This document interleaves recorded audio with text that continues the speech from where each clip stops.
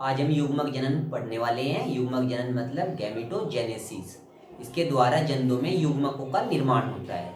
युग्मक अगुणित होते हैं और जो प्राणी होते हैं उनमें युग्मक दो प्रकार से बनते हैं, एक तो शुक्राणु और दूसरे एग अंडाणु।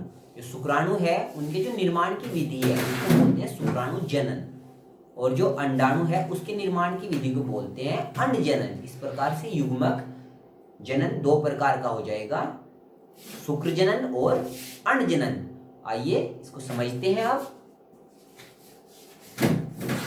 श्रेणियों के प्राणियों में युग्मक जनन द्वारा शुक्राणुओं का निर्माण वर्षन में, क्योंकि जो जनन है, जनन कोशिकाएं वो वर्षण होती हैं। अगर हम मनुष्य की बात करते हैं या किसी प्राणी की बात करते हैं उसमें शुक्राणु का निर्माण वर्षण में होता है, तथा अंडाणुओं का निर्माण अंडाशय में होता है। जो मादाएं होती हैं उनमें अंडाशय पाए जाते हैं।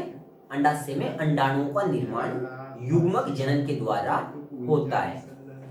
देखते हैं, शुक्राणुओं का निर्माण शुक्र जनन स्पर्मेटोजेनेसिस कहलाता है, तथा अंडाणु का निर्माण अंड जनन oogenesis कहलाता है। यह क्रिया 3 पदों में पूरी होती है।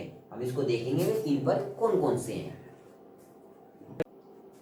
युग्मक जनन के 3 चरण होते हैं, गुणन परावस्था मल्टीप्लिकेशन फेज, वृद्धि अवस्था ग्रोथ फेज, और मैचुरेशन फेज परिपक्वन अवस्था। आइए इनको बारी बारी से समझते हैं।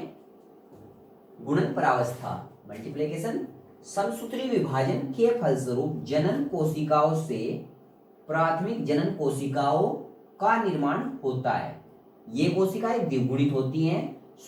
शुक्र जनन में इन्हें शुक्राणु जनन कोशिका तथा अंड जनन में इन्हें अंडाणु जनन कोशिका कहते हैं।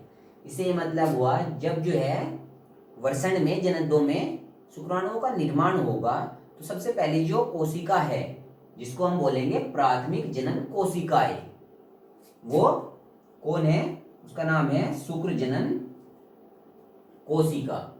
और दूसरी जो है जिससे अंडाणुओं का निर्माण होगा वो कोशिका है अंड जनन, जिससे अंड जनन अंडाणु बनेंगे वो कोशिका है अंड जनन कोशिका। तो ये जो है उनमें वृद्धि होगी, मतलब गुणन से मतलब उनमें वृद्धि होगी, उनकी संख्या में बढ़ोतरी होगी।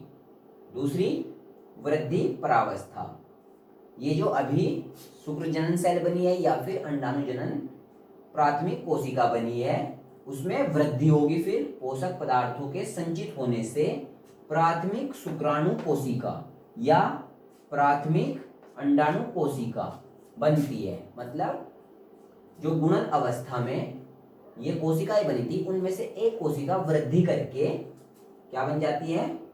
प्राथमिक शुक्राणु कोशिका या प्राथमिक अंडाणु कोशिका बन जाती है, जिसमें फिर अर्धसूत्री विभाजन होगा और उससे फिर अंडाणु या स्पर्मेटिड्स का निर्माण होगा। स्पर्मेटिड्स फिर बाद में स्पर्म के रूप में रूपांतरित हो जाएंगे।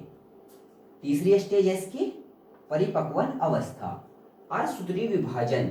अब यहाँ पे अर्धसूत्री विभाजन होगा, पहले समसूत्री विभाजन हुआ था, कोशिकाओं की संख्या में बढ़ोतरी हुई थी अर्धसूत्री विभाजन के द्वारा। उसके डीएनए जो था वो द्विगुणित था, गुणसूत्रों की संख्या अपनी मात्र कोशिका के समान ही थी, मगर यहाँ पे अर्धसूत्री विभाजन द्वारा प्राथमिक शुक्राणु कोशिकाओं या कोशिका से 4 स्पर्मेटिड बनते हैं, तथा प्राथमिक अंडाणु कोशिका से एक एग बनेगा और 2 पोलर बॉडी का निर्माण होगा। स्पर्मेटिड के कायांतरण से एग गुणित शुक्राणुओं का निर्माण होता है या शुक्राणु बनते हैं। इस प्रकार से युग्मक जनन, युग्मक का जनन होना मतलब युग्मकों का बनना युग्मक जनन कहलाता है। युग्मक जो एग और स्पर्म होते हैं उनका निर्माण होना युग्मक जनन कहलाता है।